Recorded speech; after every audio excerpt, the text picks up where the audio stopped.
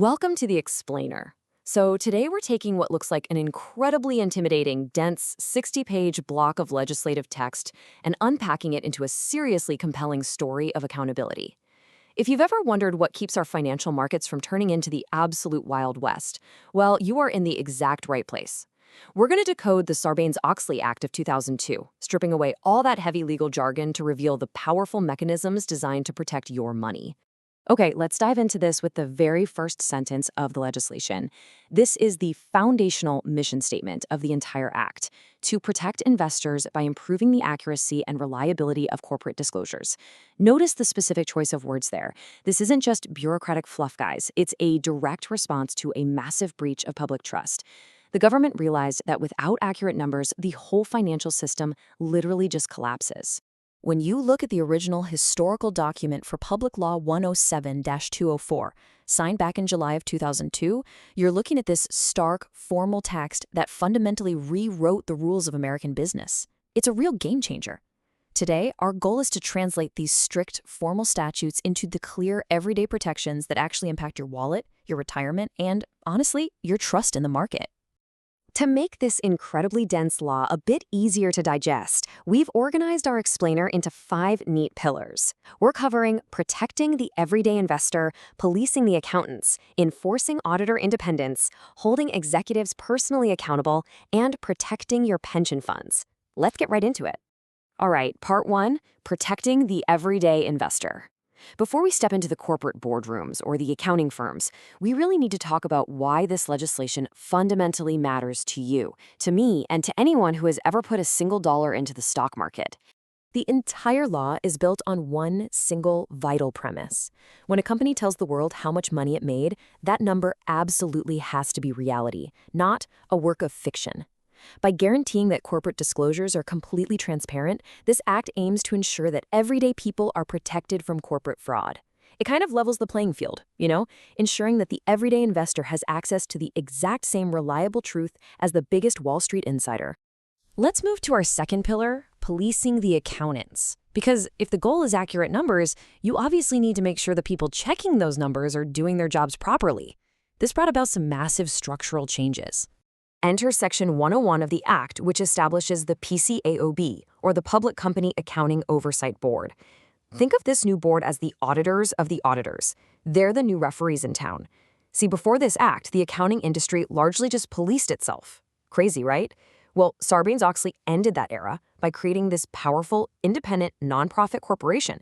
Its sole job? Oversee the audits of public companies, inspect the accounting firms, and aggressively enforce high professional standards. And they definitely didn't stop there. Under Section 203 of the Act, we get this punchy, highly effective rule: 5 years. To keep things fresh, objective, and strictly impartial, the lead audit partner has to rotate off a company's account every 5 years. You can't just have the same auditor becoming best friends with corporate management, sharing weekend golf trips decade after decade. This mandatory rotation ensures that new, critical eyes are constantly reviewing the books. Which brings us to Part 3, enforcing auditor independence.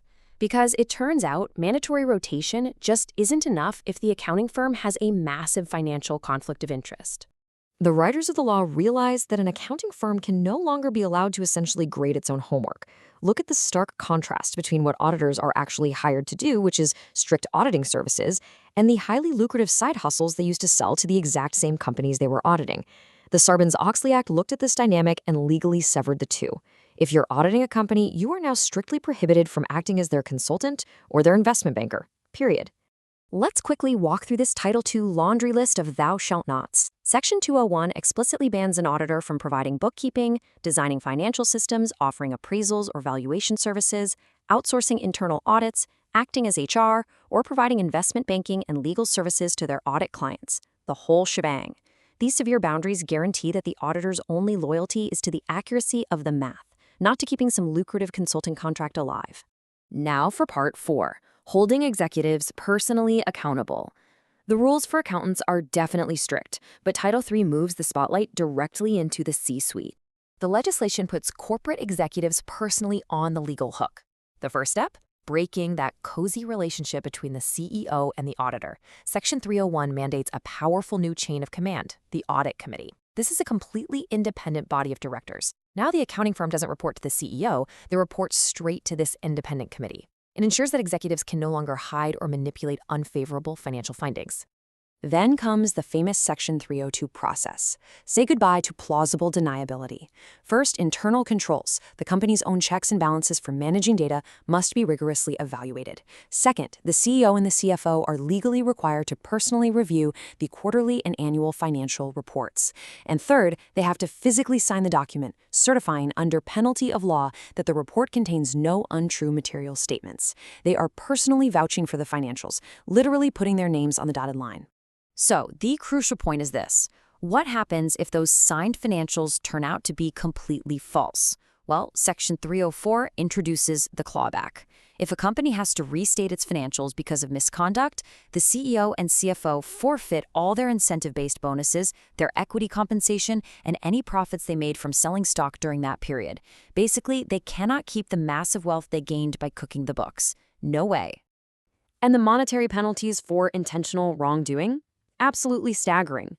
Under Section 105, if a firm engages in intentional, knowing, or reckless conduct that violates these statutory standards, they can be hit with a massive civil money penalty of up to, wait for it, $15 million. This heavy punch proves that the Act isn't just offering gentle guidelines. It is enforcing compliance with overwhelming financial consequences.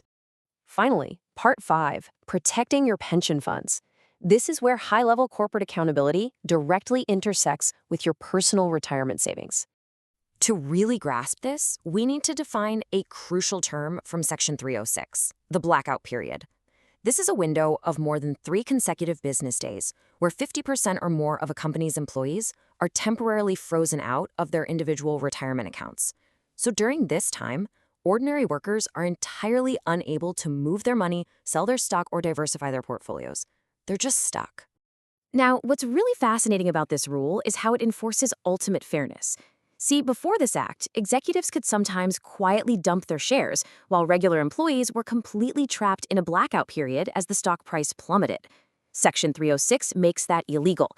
If the everyday employees are locked out and cannot sell their shares, the corporate executives are legally barred from trading their own company stock too. Basically, if the employees can't sell, neither can the boss. And furthermore, the law requires real respect for the employees' time and money. Plan administrators are now legally required to give participants at least 30 days advance written notice before any blackout period begins. This ensures that you have ample time to evaluate your investments and make any necessary moves way before your account is temporarily locked down.